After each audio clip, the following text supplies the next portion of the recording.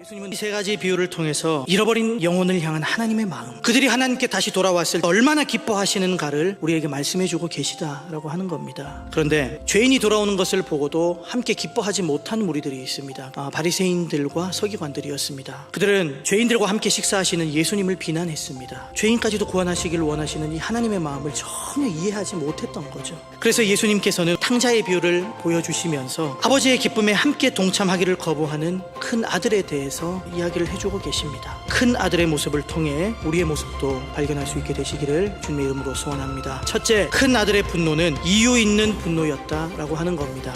동생이 집을 나가 있는 동안에 가정의 웃음이 사라졌습니다. 형의 마음은 동생에 대한 원망의 마음이 가득 차게 되는 겁니다. 그런데 동생이 돌아왔어요. 아버지가 잔치를 열어주고 있는 거예요. 형의 입장에서는 함께 기뻐할 수 있을까요? 큰 아들에게는요, 소외감이 있었습니다. 형은 안중에도 없었죠. 동생만 기다리는 거예요. 동생만. 원망의 마음이 동생을 향한 분노로 바뀌어가는 거죠. 철저하게 가정에서 소외감을 느끼는 겁니다. 그리고 이 형은 그 집안에서 공평하게 취급받지 못했다라고 하는 마음을 가지고 있습니다. 자기가 봤을 때 동생은 환영받을 자격이 없어요. 근데 나는 대접받을 만한 이유가 있는데도 불구하고 제대로 대접받지 못했다라고 하는 생각에 이 형이 지금 분노하는 거예요. 내가 여러 해 아버지를 섬겨 명을 어김이 없거늘 내게는 염소 새끼라도 주어 나와 내 벗으로 즐기게 하신 일이 없더니.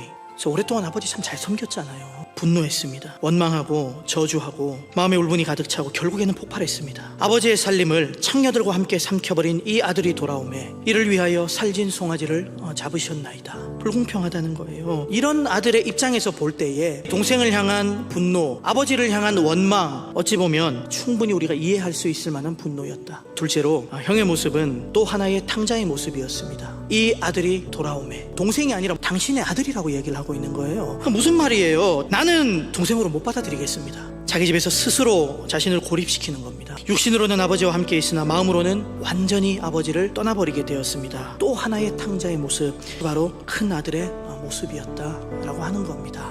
그렇다면 큰 아들은 어떻게 치유받고 회복될 수 있을까요? 셋째로, 아버지의 사랑을 여전히 신뢰해야 한다는 겁니다. 마음이 상하고 상처받았어도 회복되기를 원한다면 아버지의 사랑을 신뢰하고 아버지께 돌아올 때야 그제서야 비로소 회복될 수 있는 기회가 생기게 된다라고 하는 겁니다. 아버지가 이르되 너는 항상 나와 함께 있으니 내 것이 다 내 것이로 돼. 큰아들에게 아버지가 딱 한 가지 이야기를 하는 거예요. 나는 여전히 너를 사랑한다. 아버지는 두 아들을 비교한 적이 한 번도 없습니다. 여전히 동일한 사랑으로 이 두 아들을 사랑하지만 형편에 따라 그 사랑을 다르게 표현했던 것뿐이라는 거예요. 여러분, 이 비유의 결말은 큰아들이 아버지의 설득을 받아들였을까요? 동생을 용서하고 자기 동생으로 받아들였을까요? 예수님은 특별히 여기에 대해서 해답 주시지는 않고 계십니다. 말씀이 그냥 여기에서 끝이 납니다. 이 말씀에 대한 나머지의 결단과 선택은 바리새인들과 그리고 서기관들의 몫으로 주어졌습니다. 그리고 우리에게도 선택과 결단이 주어지게 되었습니다. 여러분, 죄인까지도 사랑하셔서 용서하시고 구원하시기를 원하시는 것이 하나님의 마음입니다. 우리의 마음에 용서하지 못했던 그 사람이 하나님께는 용서의 대상이라는 거예요. 구원의 대상이라는 거예요. 그게 하나님 마음이라는 거예요. 이제는 나도 하나님의 그 사랑을 품고 용서할 수 없었던 이들을 용서하고 저주했던 이들을 오히려 축복하고, 그렇게 우리 모두 하나님의 마음을 소유하게 되기를 축원합니다. 그래서 저와 여러분들을 통해서 하나님의 구원의 사역이 확장되어지는 놀라운 복음의 일들이 일어나게 되기를 우리 주님이신 예수 그리스도의 이름으로 축원합니다.